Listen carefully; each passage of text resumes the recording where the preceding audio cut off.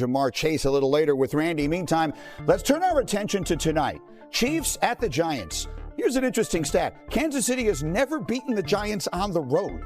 0-7 all time. But in the moment, perhaps the more important number is 0-2. That's their record for the first time in Patrick Mahomes' tenure there, and history is against them if they lose tonight. You see it there in the previous 25 seasons. Only one team has started 0-3 and made the playoffs. Those were the 2018 Houston Texans. And so, Rex, if we're going to assign sort of like a panic meter to the Kansas City Chiefs here on a scale of 1 to 10, where is it? On 1 to 10? Yeah. 12. 12. Are you kidding me? They can lose this one, guys. I'm telling you, they can lose this game. How? Because you can't protect the quarterback. You got no weapons to throw to. This Giants team can rush the passer. Yes. All right? They can't play much else, but who cares? They don't need to. You got no weapons to throw to. And then defensively, you're not quite as good as you've been to carry the team. You played pretty decent last week, but I'm telling you, because they don't get through this one, they're going to get beat by the Ravens the next week.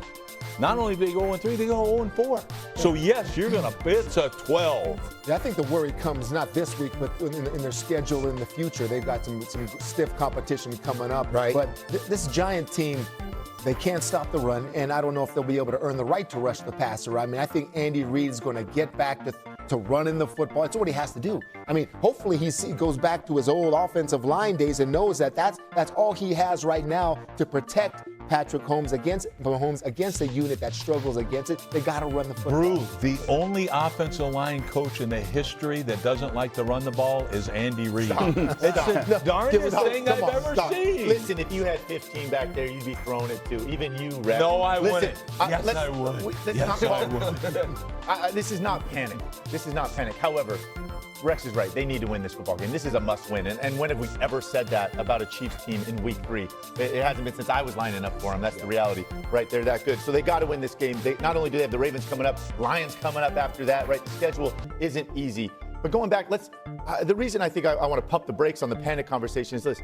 They've just played the two best defenses in the NFL from last year to this year, right? Like, again, the Chargers in Brazil. They just played the defending champs and took both of them to the wire, missing their two best weapons with a rookie left tackle. They're a right? bobble catch away from that game being very different last week. And speaking of the bobble catch, listen, right? These two guys, Kelsey and Mahomes, have been doing it at such a high level for so long, right? And it came up on the wrong side of it, but this is from last week. I want to watch you. We talk about anticipation. We talk about playing fast in the NFL, especially in the offensive side. This is what it looks like. This is as good as it gets. Yeah, look how early he threw this football, right? It's like he can see the future. And again, here in the big play down in the red zone, they got the look they wanted on defense. Patrick even said it. You see him cutting it loose early again.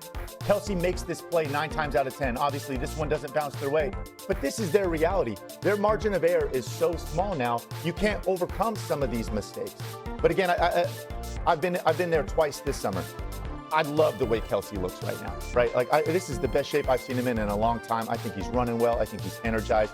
He's going to make those plays as they continue on, right? It's going to be part of a process, but make no mistake, this is a huge game. Well, let me go back to what Rex was talking about, the pass rush for the New York Giants. I am hitting the panic button for the Kansas City Chiefs, and the reason why is because if you're talking about an old veteran Travis Kelce being the only weapon that they have on offense, and you just showed that play right there, so how tuned in are they in order going into Week 3? And the one thing that really stands out to me is the protection of Patrick Mahomes. One thing about it, the New York Giants, they've already drafted the guys. They had it last year. We know they can get after the quarterback. Yes, and I know it's early, but the thing about it, they are tied second in the National Football League already in sacks. So I want to see today how this offensive line is going to fare on the road with the crowd noise.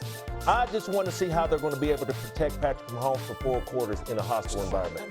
We're talking about the New York Giants here, okay? I mean, Russell Wilson doing what he did last week. I mean, I love Malik Neighbors. I mean, Neighbors is a great player, but as a team beating the Kansas City Chiefs, there's got to be so much more that Russell needs to do. I mean, to do that two weeks in a row, that's what I haven't seen from him in a few years. So, I would like to hear Randy talking about Malik Neighbors because, look, the significance of the game for the Chiefs is critical. And you heard Adam Schefter a moment ago, somewhat surprisingly and maybe disappointingly saying this injury to Worthy may be worse than they thought. I had expected him to come back as soon as this week. So that's the Kansas City side. From the Giants side, I have had the opportunity to sit next to you the last 2 weeks and watch Malik Neighbors play. Has he made you a believer? He might be the most watchable player in the entire NFL right now. Hands down. Well, one thing I talked about opening up in week 1 is talking about giving this young man a chance. One thing that really stood out to me last year was this man was running wide open and the ball was not coming his way. Ladies and gentlemen, that barn burner last week in Dallas was a hell of a game, but this is the reason why that the New York Giants was in the game. Being able to put the ball in Malik Neighbors' vicinity for him to be able to catch it. I talked about week 1, all 3 levels of the passing game that this young man can score on. You made a point talking about if Malik Neighbors is the only one we're relying on and against this game at home against the Kansas City Chiefs, hey, bro, I'm going to have to pump the brakes on that one. I think Malik Neighbors and Russell Wilson, if they can keep up with what they did last week, it'll be a long day for them. I think there's another guy on that Giant offense that's going to help even Malik Neighbors out. You know who it is? His running back. Scatterboo guy? Yes. Just give him the dang ball. Yes. Let him pound it through there looking like Larry Zonka. Give me a break, man. Like, he runs hard. I'm telling you, that's going to open up things for Malik Neighbors. Right. And that's why I'm telling you, Kansas City, watch out. Watch out. Malik Neighbors leads the league in receiving yards to this point. The Giants, to your point earlier, Teddy, have the worst rushing defense in the league through 2 weeks. All right, who we got coming up? Micah Parsons in Cleveland today. Teddy showed you earlier how he's going to get after the quarterback. We'll see how that works out. And then his opposite side, Myles Garrett. How about this matchup today, Teddy? And the other, certainly the one everyone is more intimately aware of, is that he's the lead broadcaster on Fox every single week. Let me show you how this becomes a conflict of interest. People, you may have heard it this week and wondered, well, what exactly does it mean? Week 1, he broadcast Giants at Commanders. Today, his team, the Raiders, are playing the Commanders. Let me be even more direct. Today, he's doing Cowboys at Bears. Next Sunday, those Bears are playing at the Raiders. So if he has any sort of inside information that others wouldn't normally have, it might put his team at an advantage and thus the other team at a disadvantage. That's certainly what the suggestion could be. Shefty, no one talks to more people around the NFL every day than you do. What are they saying about this? Well, it's amazing how many conversations come back to Tom Brady. In the last segment, we're talking about how his quarterback sneaks were unstoppable. Now we're talking about him as a limited partner in the Raiders and a broadcaster for Fox, and everybody's trying to figure out what exactly is going on and whether there's a conflict of interest. I can tell you there is a division of thought here.